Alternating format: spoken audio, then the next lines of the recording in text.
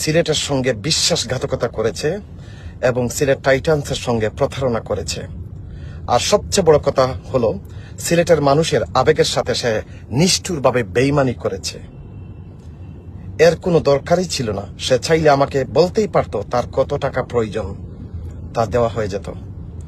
এই সত্য আমাকে সত্যিকারের ভেঙে দিয়েছে। এই ঘটনা আমি এখানেই থামতে দিব না। বিষয়টি গভীরভাবে তদন্ত করা হবে এবং দায়ীর বিরুদ্ধে যথাযথ ব্যবস্থা নেওয়া হবে।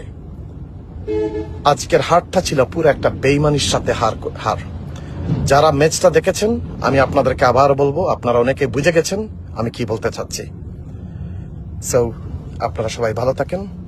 এতটুকু আপনাদেরকে জানালাম। এই হারটা আমাদের হার ছিল না, এই হারটা হচ্ছে কমপ্লিটলি কম্প্রোমাইজড। এটা ফিক্সিং ছিল, একটা বেইমানি করা হয়েছে সিলেটের সাথে। তবে মানুষটা ভুল করে ফেলছে, সে ভুল জায়গায় হাত দিয়ে দিয়েছে। সে আমাদের সিলেটের আবেগের সাথে হাত দিয়ে দিয়েছে।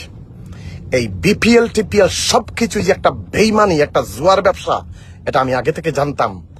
কিন্তু আমাদের সাথে আমাদের প্লেয়াররা সবাই কিন্তু আজকে ডিমোরালাইজ হয়ে গেছে। পুরা সিলেটের মানুষকে কান্না করানো হয়েছে বেইমানের কারণে।